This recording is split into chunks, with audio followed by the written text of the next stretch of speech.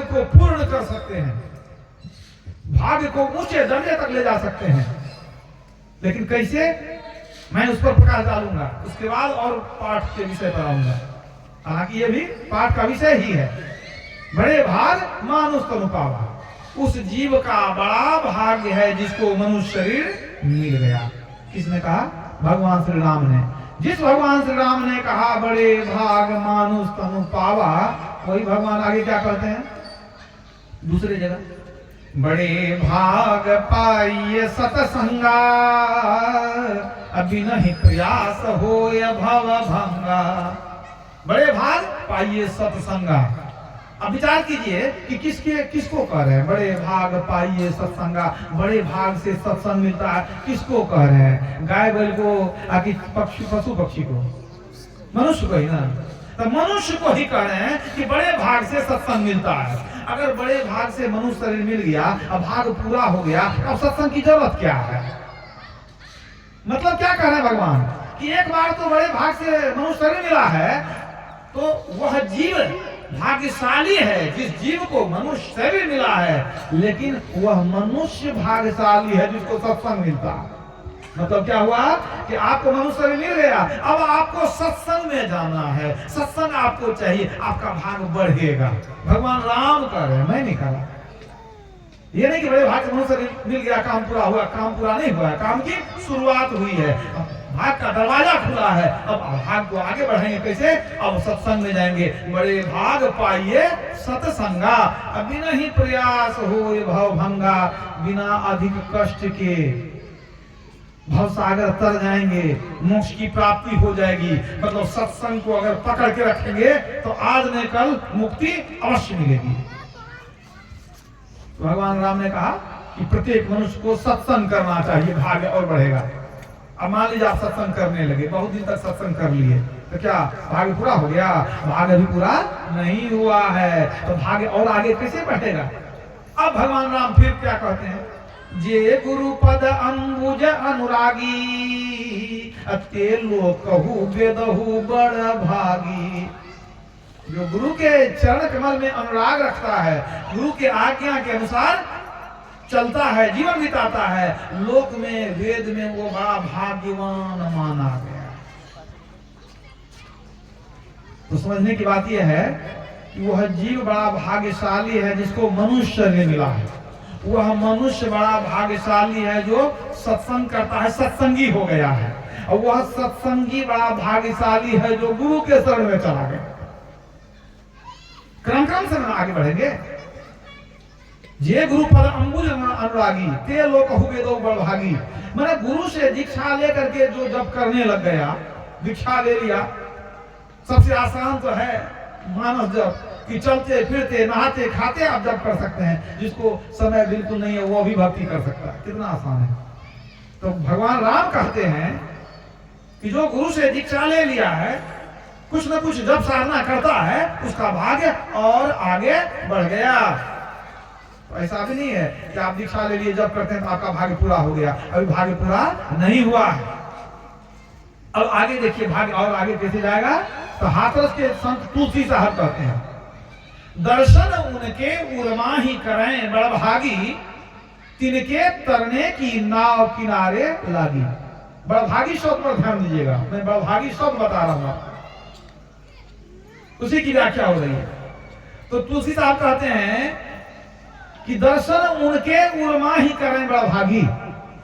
जब तो बहुत लोग कर लेते हैं, लेकिन इष्ट मूर्ति का दर्शन अंदर में करने वाला बड़ा भाग्यवान होता है।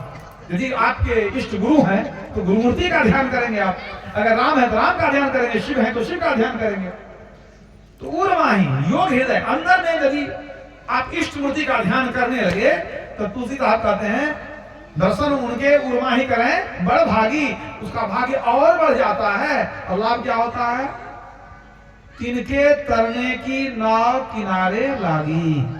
मतलब भवसागर से तरने की नाव आपको मिल गई। यदि आपको मानस ध्यान ठीक ठीक होने लग गया, आपको नाव मिल गई। आज नहीं कल भवसागर निश्चित रूप से पार करेंगे।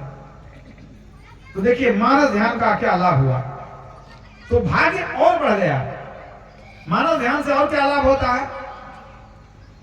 गुरु नानक देव महाराज कहते हैं, गुरु की मूर्ति हृदय बसाए, जो इच्छा सोई फल पाए।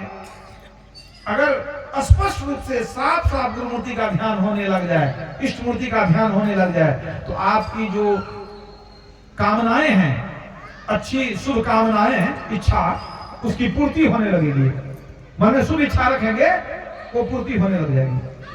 तो मानव ध्यान अगर ठीक ठीक होने लग गया तो भाग्य और ऊंचा हो गया हमारा। लेकिन भाग्य पूरा नहीं हुआ है, काम खत्म अभी नहीं हुआ है। और आगे क्या करेंगे हम? अब तुलसीदास जी आगे की बात बताते हैं। यहाँ तो तुलसी साहब की बात सुने हम लोग। मानव ध्यान हो जाएगा तो उसको समझिए कि भव सागर से तरने की नाव मिल गई। अब आगे की बात तुलसीदास जी कहते हैं, श्री गुरु पद नख मणि गण ज्योति, सुमिरत दिव्य दृष्टि ही यह होती। दृष्टियों करते करते दृष्टि की प्राप्ति होती है, प्रकाश मिल जाता है।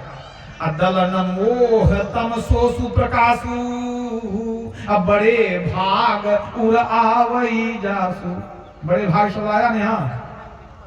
दलन मोह तम सोसु प्रकाशु, उस सुंदर प्रकाश के दर्शन से सारे मोह नाश हो जाते हैं। अब बड़े भाग उर आवई जासु, दिव्य दृष्टि की प्राप्ति हो जाती है। और वह सुंदर प्रकाश अंदर में जिसको झलकता है वो बड़ा भाग्यवान है, उसका भाग्य और आगे बढ़ गया।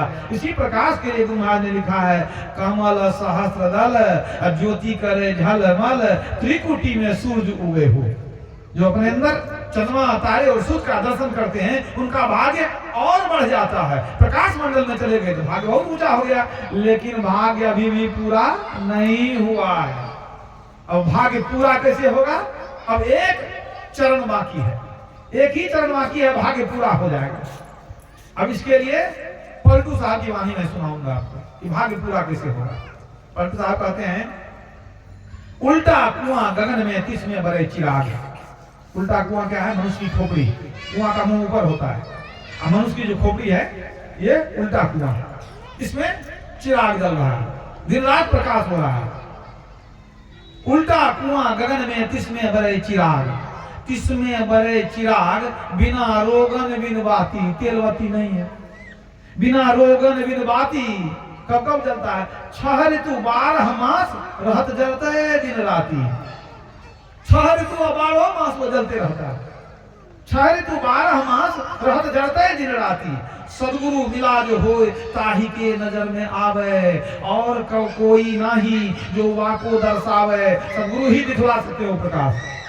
सदगुरु मिला जो होए ताही के नजर में आवे, और कोई नहीं जो वाको दर्शावे। उसके बाद निकसत एक आवाज चिराग के ज्योति माही। अंदर में चिराग जल रहा है, उसमें आवाज भी हो रही है।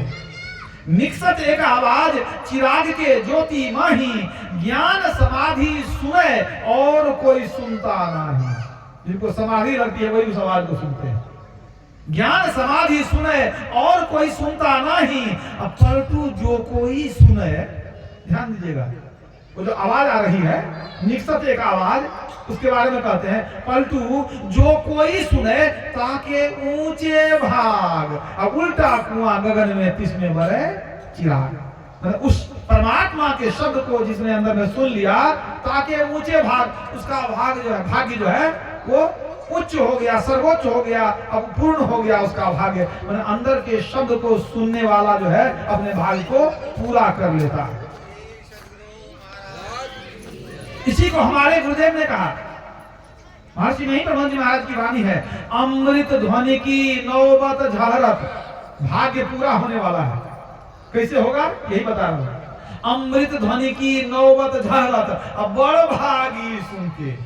बड़ भागी आ गया यहाँ पर। सुनत लखत सुख लहत अद्भुति में ही प्रभु मिलते। अब प्रभु जब मिल गए तो काम खत्म हुआ कि बाकी रहा? काम तो पूरा हो गया। निज घर में निज प्रभु को पावे, अति हुलसावे ना। अब में ही अस गुरु संत जुक्ति भवत्रास मिटावे ना। इस निज घर में ही प्रभु को पाएंगे। यही शरीर की विशेषता है। इस शरीर में प्रभु मिलते हैं, खोजने वाले की जरूरत है। परमात्मा तो कब से इंतजार कर रहे हैं। इसलिए इस शरीर की विशेषता बताते हुए कबीर साहब ने कहा, यह शरीर सागर अवगाहा, यही कर नहीं कोई पावत थाहा, अंतर उलटी निरेखे जोई, आवागमन मिटावे सोई। यह शरीर सागर के समान अथाह है, जो अंदर में देखने के लिए जान गया, अंतर उलटी निरेखो जोई, निरेखे जोई, उलटी देखो घट में ज्योति पसार, उलटना है। तो अंतर उलटी निरेख है जो अंदर में देखने जान गया, आवागमन मिटावे सोई, वो जन्म मरण के चक्र से निकल जाता है, उसको मुक्ति मिल जाती है। ये है मोक्ष का मार्ग। तो जब अंदर के सार सत्य को पकड़ेंगे, परमात्मा को पालेंगे, तब तो भाग्य पूरा हो जाएगा। अभी जो मनुष्य शरीर मिला है, अभी सिर्फ भाग्य का दरवाजा खुला है। मनुष्य शरीर मिला है तो दरवाजा खुला है, अभी चलना बहुत बाकी है। अगर वहीं रह गए तो क्या होगा? भक्ति निचेनी मुक्ति की संत चढ़े सब धाय, और जिन जिन मन आलस किया तो जन्म जन्म पछताए।